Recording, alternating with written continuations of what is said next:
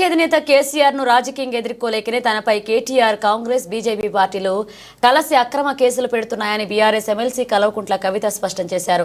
ఎన్ని కేసులు పెట్టినా ఎన్ని నిర్బంధాలకు పాల్పడినా భయపడే ప్రసక్తే లేదన్నారు. మాది భయపడే రక్తం కాదు, భయపెట్టే రక్తం. మేము తప్పు చేయలేదు, భయపడే ప్రసక్తే లేదు అన్నారు. ఎన్ని కేసులు పెట్టినా బీఆర్ఎస్ కార్యకర్తలు నిప్పు కణికల్లా బయటికి వస్తారని తెలిపారు. రాజకీయ కుట్రలో భాగంగా అక్రమ కేసులతో జైలుకు వెళ్లి విడుదలైన తర్వాత తొలిసారి నిజామాబాద్ పర్యటనకు వచ్చిన ఎమ్మెల్సీ కవితకు బీఆర్ఎస్ నాయకులు, కార్యకర్తలు, ప్రజలు స్వాగతం పలికారు. ఇందలవాయి టోల్ ప్లాజా వద్ద బీఆర్ఎస్ ఎంపీ కేఆర్ సురేష్ రెడ్డి, పార్టీ జిల్లా అధ్యక్షుడు మాజీ ఎమ్మెల్యే జీవన్ రెడ్డి, మాజీ ఎమ్మెల్యే బాజిరెడ్డి గోవర్ధన్, ఇతర బీఆర్ఎస్ నాయకులు, కార్యకర్తలు గజమాలతో స్వాగతం చెప్పారు. ఎమ్మెల్సీ కవిత మాట్లాడుతూ అనేక ఇబ్బందులు, కష్టాలు ఎదురైనా పిడికిల ఎత్తి అన్ని ఎదిరించి వచ్చానని, తాను నిప్పులాంటి నిజామాబాద్ బిడ్డనని, దేశానికి దేనికి భయపడనంటూ కూడా తేల్చెప్పారు. పోరాటం చేసి రాష్ట్రాన్ని తీసుకొచ్చిన వాళ్ళని గట్టిగా నిలబడతామన్నారు.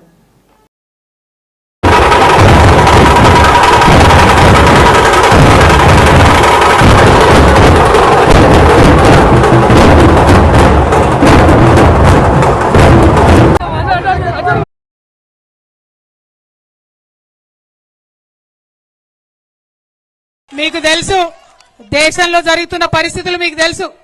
కేసీఆర్ గారిని ఎదుర్కొనే దమ్ము లేక, ధైర్యం లేక కేసీఆర్ గారి బిడ్డలైనటువంటి నా మీద, రామన్న మీద కేసులు పెట్టే ప్రయత్నం చేస్తా ఉన్నారు.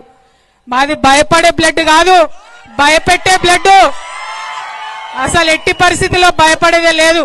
మేము తప్పు చేయలేదు కాబట్టి నా మీదైనా, రామన్న మీదైనా, కావాలంటే ఇంకెవరి మీద కేసు పెట్టుకున్నా బీఆర్ఎస్ నాయకులం నిప్పు కణికల్లాగా బయటకు వస్తామని చెప్పి ఈ సందర్భంగా తెలియజేస్తా ఉన్నా. ఎందుకైతున్నాయి కేసులు? ఇవాళ కేంద్రంలో ఎదిరించి మాట్లాడితే కేసు. అగో చైనా వాడు బార్డర్ లోపలికి వచ్చిండు, మరి చూసుకొని జరా అంటే కేసు. మరి ప్రజలకు మంచి జరుగుతలేదంటే కేసు. ఇక రాష్ట్రం సంగతి అయితే చెప్పనే అవసరం లేదు. ముఖ్యమంత్రి పేరు మర్చిపోతే కేసు,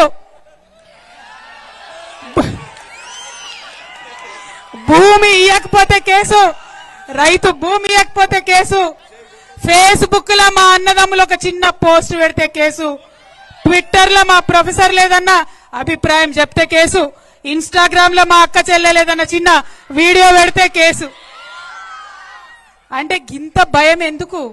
నిజాన్ని ఫేస్ చేయలేరా? మేం లేమా 10 ఏళ్ళ అధికారంలో? ప్రజలు మమ్మల్ని అనలేదా?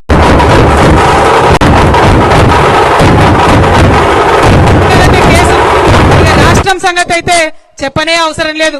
ముఖ్యమంత్రి పేరు మర్చిపోతే కేసు, భూమి ఇవ్వకపోతే కేసు, రైతు భూమి ఇవ్వకపోతే కేసు, ఫేస్బుక్ లో మా అన్నదమ్ములు ఒక చిన్న పోస్ట్ పెడితే కేసు,